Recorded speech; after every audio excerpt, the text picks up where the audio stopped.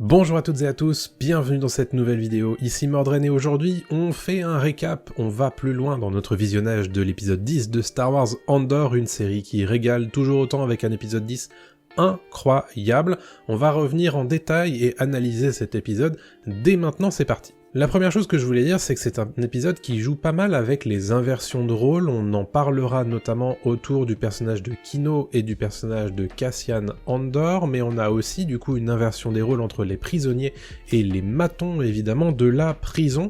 Commençons d'abord par cette scène qui ouvre l'épisode 10 de Star Wars Andor, puisque on a Kino qui véritablement voit son rôle, on va dire, de personnage important s'inverser dans cette première scène avec Cassian Andor, où on a du coup Kino qui lui dit mets-toi en programme, et Cassian qui refuse et qui insiste pour lui parler de son plan pour s'évader de cette prison et faire en sorte que tous les prisonniers s'évadent. On a Kino du coup qui insiste et qui lui dit mais c'est pas possible en fait, ton plan ne marchera jamais. Cassian qui insiste de son côté et au final la scène s'inverse et c'est Cassian au bout d'un moment à la fin de cette scène qui lui dit suis le programme. Contrairement à ce que Kino lui disait un petit peu plus tôt, en fait, au moment où Cassian lui dit de suivre le programme, c'est justement Kino qui ne le suit plus. Donc très intéressant de voir que justement la phrase type finalement de Kino est reprise dans les lèvres de Cassian Andor et un petit peu plus tard dans cet épisode justement, on a Kino qui va dire à Cassian, qui va dire plutôt aux prisonniers de la prison, les termes, on va dire, assez typiques de Cassian. Il dit moi j'aimerais en fait mourir en essayant de m'évader, grosso modo, plutôt que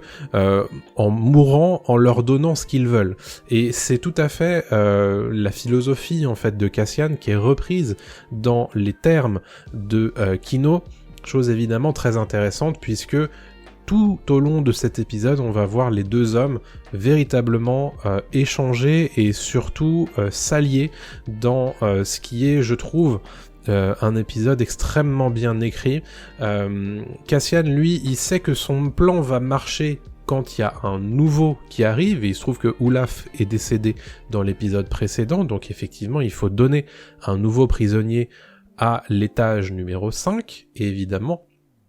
il fait parler un petit peu, il en parle à tous les autres prisonniers, le pouvoir de l'information en fait, hein, c'est là qu'on voit dans cet épisode que l'information est donnée à tout le monde et que le fait que tout le monde soit au courant, c'est la cocotte minute qui commence véritablement à bouillir et est prête à exploser, et c'est assez symptomatique du fait que quand on voit Kino justement partir un petit peu dans des grands élans lyriques en disant que en fait on va tous mourir dans cette usine, si c'est pas dans celle-là ce sera dans une autre, mais ce sera en tout cas toujours dans ce centre de détention, effectivement il y a un véritable changement là-dedans. Évidemment c'est un épisode qui est empreint de tension, moi j'ai halluciné, moi franchement j'étais en tension tout au long de l'épisode, et au moment justement où il y a la bataille qui commence, la bataille des prisonniers contre les matons, encore une fois une inversion, hein, puisque on a du coup les prisonniers qui prennent le pouvoir dans cette prison et qui au final réussissent à avoir un plan qui se déroule vraiment sans accroc pour le coup, et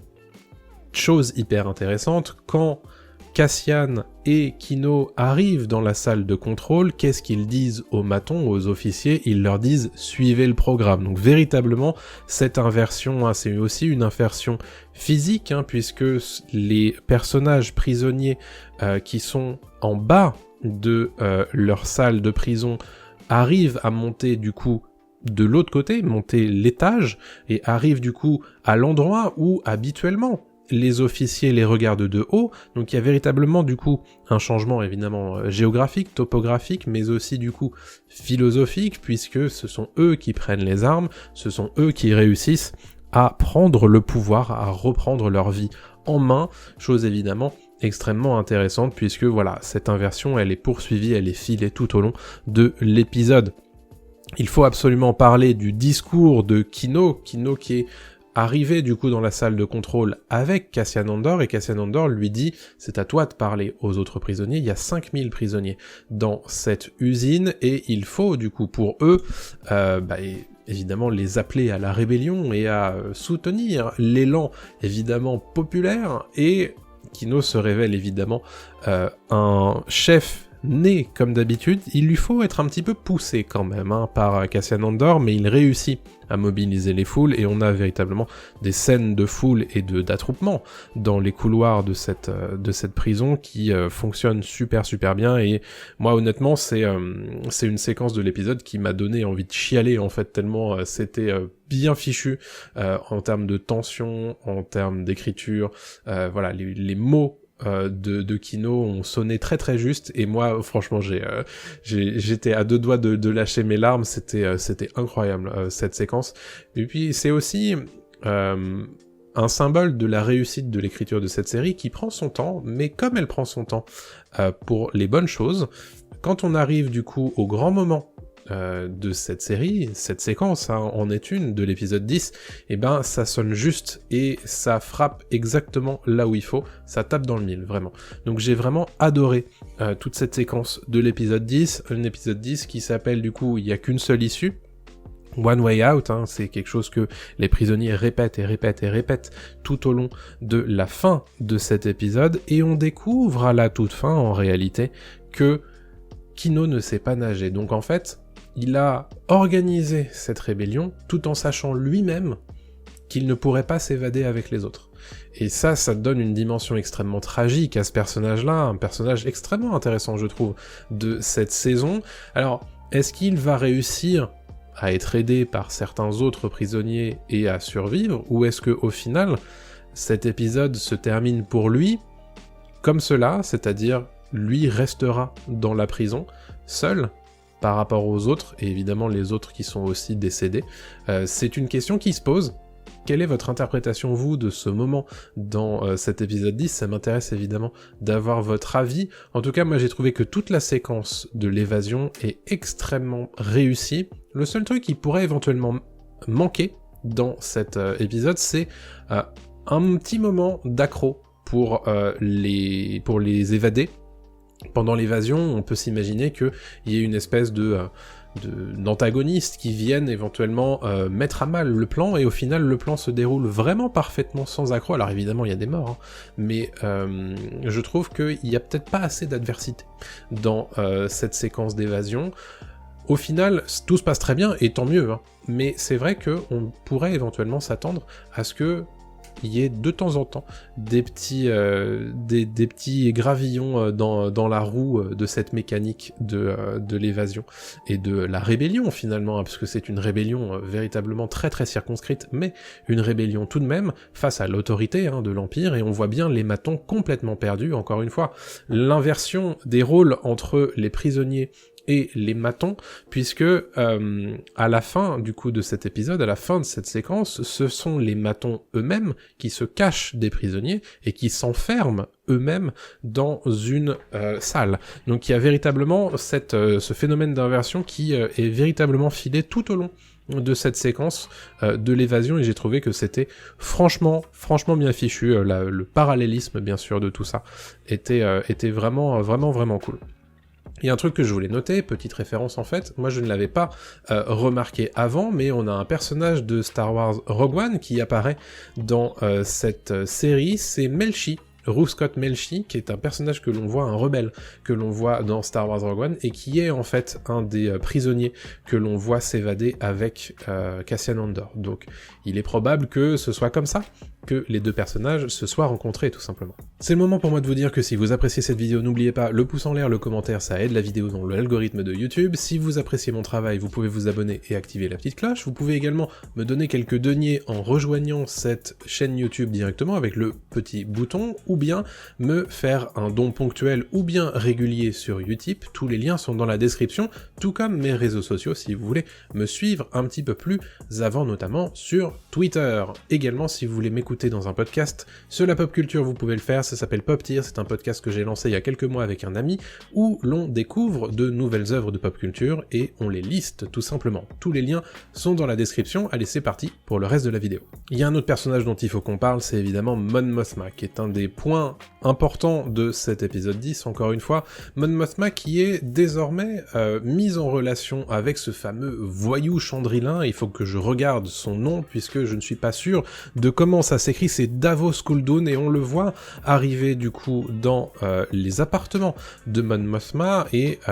il y a vraiment cette dimension, encore une fois, des deux hommes de part et d'autre, qui sont à l'intérieur de cet octogone, et qui se parlent l'un à l'autre, et en fait on a Mon Mothma qui est en contrebas, entre les deux personnages. Donc encore une fois, cette dimension du surcadrage dont je vous parlais la semaine dernière est véritablement, encore une fois, approuvée dans cet épisode 10, puisque on a ces deux hommes, et en dessous, on a Mon Mothma, plus petite, donc ça donne véritablement cette impression que ce personnage est piégé par ce qui lui arrive. Elle n'a pas vraiment le choix en réalité, que de s'associer avec ce malfaiteur, finalement, c'est un homme un petit peu, border, et on sait pas exactement ce qu'il a fait, mais grosso modo, on sait que Mon Mothma ne l'apprécie pas, mais qu'elle n'a pas le choix que de s'associer à lui pour essayer de faire bouger des capitaux en faveur de la rébellion, et lui, justement, va jouer de ça. Dans cet épisode 10, il va lui dire tout simplement que lui, il n'a pas spécialement l'intention de lui faire payer en espèces sonnantes et trébuchantes son travail pour blanchir un petit peu l'argent de Mon Mothma, mais qu'il a une petite idée derrière la tête tout de même, et c'est une idée, ma foi, compliquée, puisque, en réalité, il demande à Mon Mothma de plus ou moins marier sa fille avec son fils. Alors il ne le dit pas en ces mots, mais c'est exactement ce qu'il pense, puisque il se trouve qu'on nous explique en fait que la coutume chandrilaine nous impose finalement un mariage à 15 ans. Et il se trouve que ce que Davos Skuldun annonce, c'est qu'il ne veut pas que Mon Mothma le paye. En revanche, il aimerait bien revenir à Coruscant, mais accompagné de son fils, qui lui a 14 ans, et il rappelle à Mon Mothma que sa fille a 13 ans, et qu'elle va bientôt avoir l'âge de se marier selon la coutume chandrilaine ou chandrilaise, je sais plus, il faudra que vous me disiez dans les commentaires, mais bref, tout ça pour dire évidemment que il y a vraiment ce petit instant, bien sûr, où on sent que Mon Mothma est piégée, puisque au moment où elle dit à Davos que elle ne pensera même pas, elle ne réfléchira même pas à cette proposition, qu'en réalité, Davos lui dit « c'est la première fois que vous dites une contre-vérité dans notre réunion, dans notre rencontre », ce qui évidemment pose question sur ce que va faire Mon Mothma par la suite de cette série, puisque quelle est sa marge de manœuvre sur cette question? Est-ce qu'elle va être véritablement obligée de marier sa fille et d'obliger sa fille à se marier à quelqu'un qu'elle ne connaît pas? C'est évidemment une question qui peut se poser. On peut imaginer évidemment que si ça a été écrit de la sorte, c'est probablement parce que ça va se passer, et que, en fait, toute cette série Star Wars Andor nous montre à quel point les personnages qui veulent agir pour la rébellion sont obligés de faire des choses qui sont moralement complexes pour faire avancer la cause de la rébellion. Et c'est quelque chose évidemment qui est abordé frontalement dans tout ce que nous dit ensuite Luthen Rael dans cette fin d'épisode, puisque c'est le troisième personnage que l'on va évoquer tout de suite. Luthen Rael qui nous est évoqué tout simplement par l'intermédiaire du BSI qui travaille encore une fois d'arrache-pied pour récupérer l'Axe, qui est donc évidemment Luthen Rael, ce que l'on sait nous depuis quelques épisodes. Eux, ils travaillent encore une fois pour essayer de choper évidemment cette cellule rebelle et ce personnage qu'ils appellent l'Axe. Et chose intéressante, on nous explique en fait que le BSI va faire en sorte de faire croire aux rebelles que ils ont pas forcément capté la trace d'Anto Kreegyr, qui est l'idée en fait, c'est de tout simplement poser un piège, faire un piège tout simplement aux rebelles d'Anto Kreegyr sur Spellhouse, et évidemment on découvre un petit peu plus tard que un des superviseurs du BSI est tout simplement dans la combine avec Lucen Rael. Lucen Rael d'ailleurs qui apparaît dans son magasin d'antiquités, dans sa brocante, dans son antiquaire finalement, avec une petite référence à nouveau à la prélogie, comme vous le voyez ici. On voit la coiffe assez typique de Padmé Amidala dans ce moment partagé du coup entre Lucen Rael et sa bras droite. Et donc, on voit ce superviseur du BSI qui est contacté par Lucen Rael et qui va le voir, et on se découvre en réalité qu'il est infiltré depuis 6 ans et que Lucen Rael le tient un petit peu par des menaces, évidemment, par rapport à sa fille. Il explique qu'il est marié et que sa fille, ce serait bien qu'il lui arrive pas de malheur, bien sûr, tout ça, qu'évidemment, Lucen Rael qui, encore une fois, montre à quel point l'information a une puissance extrêmement importante auprès des personnages, et que le fait d'avoir toutes ces informations sur quelqu'un lui permet d'avoir beaucoup de pouvoir, puisqu'il lui dit, grosso modo, ne quitte pas ton poste, puisque moi je sais que tu as une fille, et je peux la menacer sa vie, tout simplement. Donc on voit bien, encore une fois, que Lucen Rael est prêt à tout pour arriver à ses fins, et pour emmener la rébellion encore plus loin. Et ça donne lieu à une conversation hyper intéressante entre Lonnie Young, du coup, le superviseur, et Lucen Rael, qui donne, évidemment, son point de vue sur la rébellion, et j'ai trouvé ça absolument passionnant, ce monologue et cette discussion. On a Lonnie qui lui dit que son sacrifice ne vaut rien pour Lucen, et Lucen qui lui dit qu'il est grosso modo un héros de la rébellion, et ensuite on a un monologue de Lucen qui est hyper intéressant, puisque Lonnie lui demande « Mais vous, qu'est-ce que vous sacrifiez, vous, alors que moi je me mets en danger ?» Et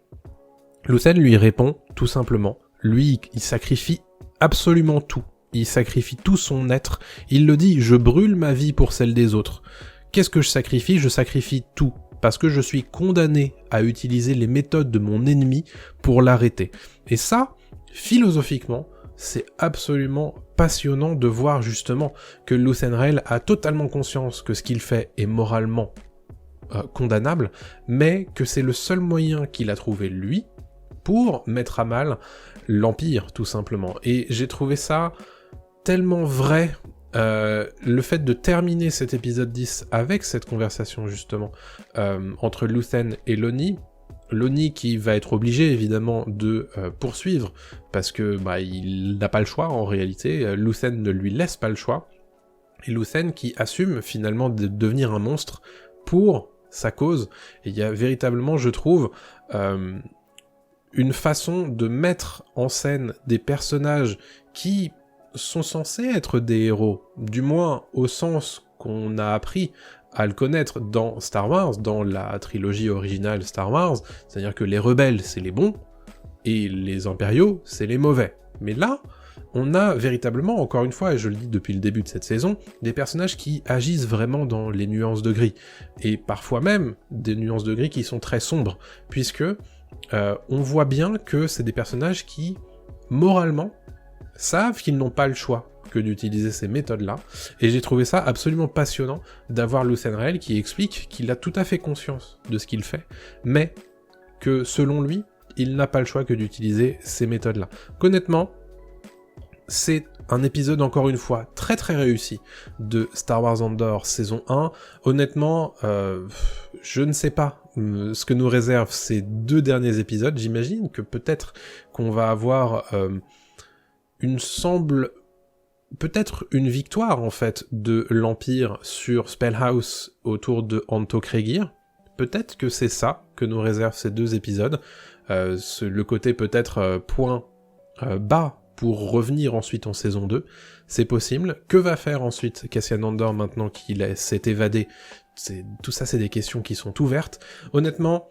saison 1, de très très haute volée pour Cassian Andor, j'ai trop hâte de voir la suite. trop peu de gens parlent de cette série et c'est bien dommage, mais honnêtement, moi je suis heureux de vous en parler chaque semaine et j'ai trop hâte d'être la semaine prochaine pour vous parler de l'épisode 11. Merci à tous d'avoir regardé cette vidéo, n'oubliez pas de laisser le petit commentaire, le pouce en l'air, ça aide la vidéo dans l'algorithme de YouTube, abonnez-vous à la chaîne et activez la petite cloche si ce n'est pas encore fait, laissez-moi quelques deniers sur Utip ou directement sur YouTube avec le bouton rejoindre, ça me ferait très plaisir, et puis je vous donne rendez-vous très prochainement pour une nouvelle vidéo. Salut à tous.